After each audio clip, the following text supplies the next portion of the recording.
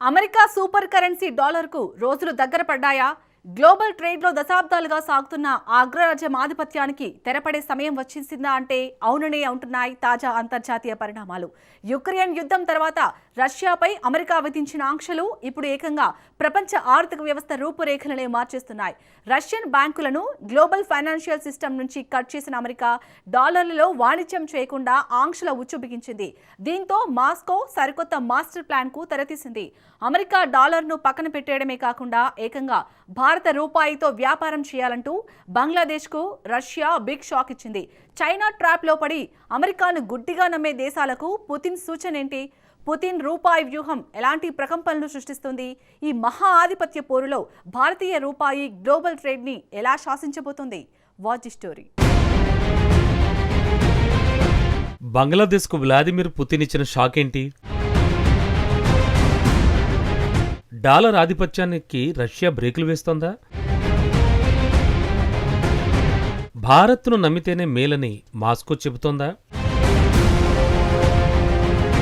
Bangladesh, America ఈ రెండు దేశాలు పాకిస్తాన్ని గుడ్డిగా నమ్ముతూ ఉంటాయి. పాకిస్తాన్తోనే కలిసి నడిచేందుకు ఆసక్తి చూపిస్తూ ఉంటాయి.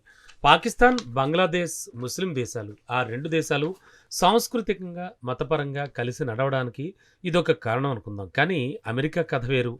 పాకిస్తాన్, అమెరికా భావజాలం, సంస్కృతులు వేరు. కానీ పాకిస్తాన్ అంటే అగ్రదేశానికి వల్లమాలిన ప్రేమ. ఆ ప్రేమ కారణంగానే పాకిస్తాన్ను నాటోయేతర సన్నిహిత మిత్రదేశంగా అమెరికా చెప్పుకుంటూ ఉంటుంది.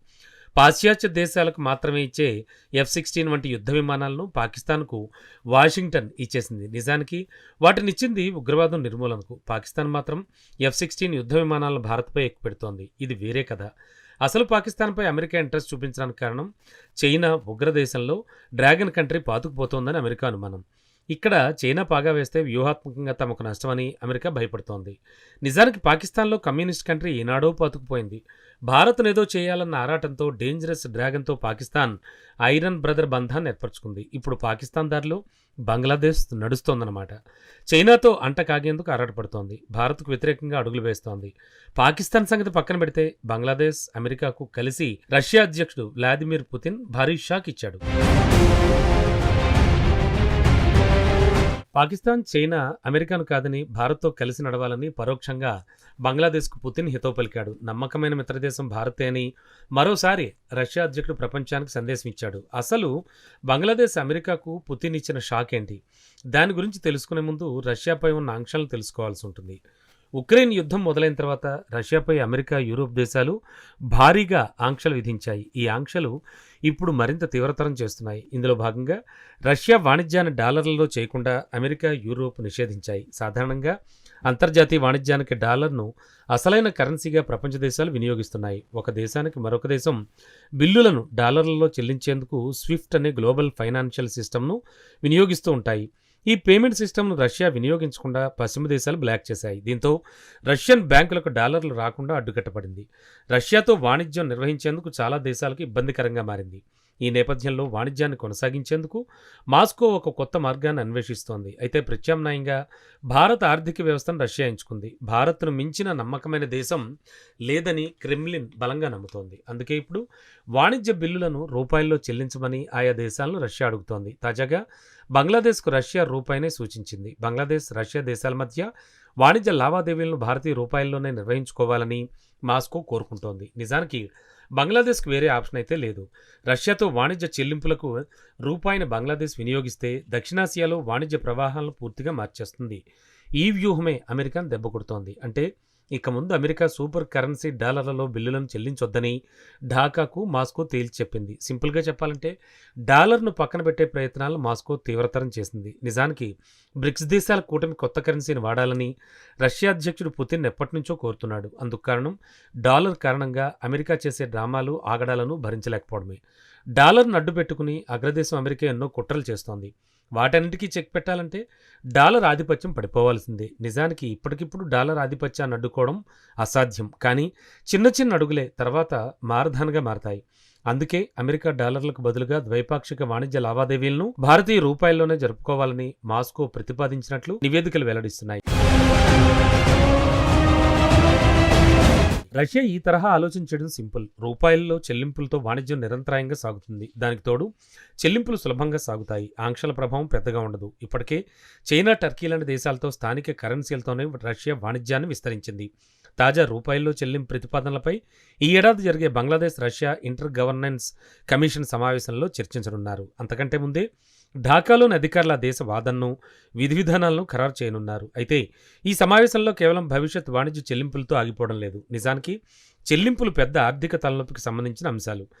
రూపూర్ అణువిద్యుత్ కేంద్రానికి సంబంధించిన రుణాలను చెల్లించడంలో బంగ్లాదేశ్ తీవ్ర ఇబ్బందులు ఎదుర్కొంటోంది. రష్యాతో సాధారణ బ్యాంకింగ్ మార్గాలను ఆంక్షలు పూర్తిగా నిరోధించాయి. పాశ్చాత్య ఆంక్షల బారిన పడతామనేటువంటి భయంతో చైనీస్ యువాన్ను వినియోగించేందుకు బంగ్లాదేశ్ గతంలో చేసిన ప్రయత్నం విఫలమైంది. ప్రస్తుతానికైతే సొనాలి బ్యాంకులోని రష్యన్ ఖాతాలనే బంగ్లాదేశ్ తమ చెల్లింపులకు జమ చేస్తోంది. అయితే సొనాలి బ్యాంకుల్లోనే రష్యా నిధులు మూలుగుతున్నాయి. అది ఏమాత్రం రష్యాకు ఉపయోగపడడం లేదు.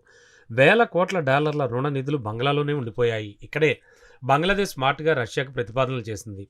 సొనాలి బ్యాంకులో నిధులను బంగ్లాదేశ్లోనే పెట్టుబడులు పెట్టాలని ఢాకా కోరింది. అయితే బంగ్లాదేశ్ చేసిన ప్రతిపాదనను రష్యా సున్నితంగా తిరస్కరించింది. తమ దేశానికి చెందాల్సిన భారీ మొత్తాన్ని బంగ్లాదేశ్లో పెట్టుబడులుగా మళ్లించేందుకు మాస్కో అస్సలు అంగీకరించలేదు. అంతేనా, ఈ సమస్యకు శాశ్వత పరిష్కారంగా మరో పాత ఆలోచన రష్యా మళ్లీ తెరపైకి తెచ్చింది.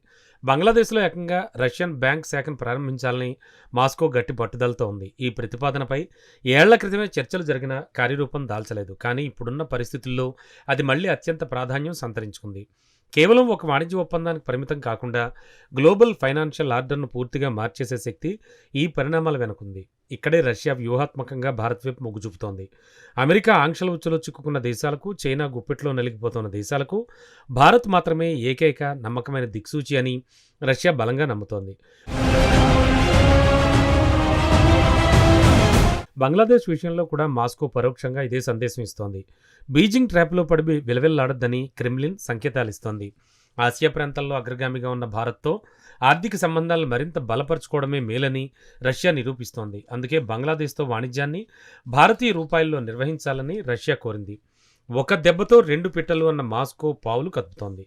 ఒకవైపు డాలర్ ఆధిపత్యానికి గండి కొడుతూనే మరోవైపు ప్రాంతీయంగా భారత్ ప్రాధాన్యతను రష్యా మరింత పెంచుతోంది. ఒకవేళ రష్యా ప్రతిపాదన బంగ్లాదేశ్ పూర్తిగా అంగీకరిస్తే అంతర్జాతీయ వాణిజ్యంలో భారత రూపాయి మరో శక్తివంతమైన మైలురాయిని తాకినట్టే అవుతుంది. ఏ దేశమైనా సరే ఆపదలో ఉంటే ఆదుకునేది, ఎలాంటి షరతులు లేకుండా నమ్మకంగా ఉండేది భారతే అని రష్యా మరోసారి ప్రపంచానికి చాటి చెబుతోందని చెప్పాలి. చైనా, అమెరికాల ఆధిపత్య పోరులో చిన్న దేశాలు నలుగుతున్నాయి. ఇలాంటి తరుణంలో భారత్ రష్యా మైత్రి మాత్రమే సురక్షితమైన ప్రత్యామ్నాయమని తాజా పరిణామాలు స్పష్టం చేస్తున్నాయి. డాలర్ల కోట్లను బద్దలు కొట్టడానికి రష్యా మెల్లమెల్లగా అడుగులు వేస్తోంది. భవిష్యత్తులో ఈ అడుగులే ప్రపంచ ఆర్థిక వ్యవస్థను తీవ్రంగా ప్రభావితం చేయడం ఖాయం. అమెరికా ఆంక్షలను ఎదుర్కొనేందుకు రష్యా ఎంచుకున్న ఈ రూపాయి వ్యూహం సఫలమైతే గ్లోబల్ ట్రేడ్లో రూపీ సత్తా ఏమిటో ప్రపంచానికి మరోసారి స్పష్టంగా అర్థమవుతుంది. పాకిస్తాన్, బంగ్లాదేశ్ లాంటి దేశాలు చైనా ఉచ్చులో పడి సార్వభౌమత్వాన్ని కోల్పోతున్నాయి. ఈ నేపథ్యంలోనే భారత్ను నమ్ముకోవడమే అసలైన అభివృద్ధికి బాటలు వేస్తుందనే బలమైన సందేశాన్ని తన మాస్టర్ ప్లాన్ ద్వారా ప్రపంచ దేశాలకు పుతిన్ పంపారు. డాలర్ ఆధిపత్యంపై జరుగుతున్న ఈ మహాయుద్ధంలో భారత కరెన్సీ పాత్ర మున్ముందు ఏ స్థాయిలో ఉండబోతుంది అనేది ఇప్పుడు సర్వత్రా ఆసక్తికరంగా మారింది.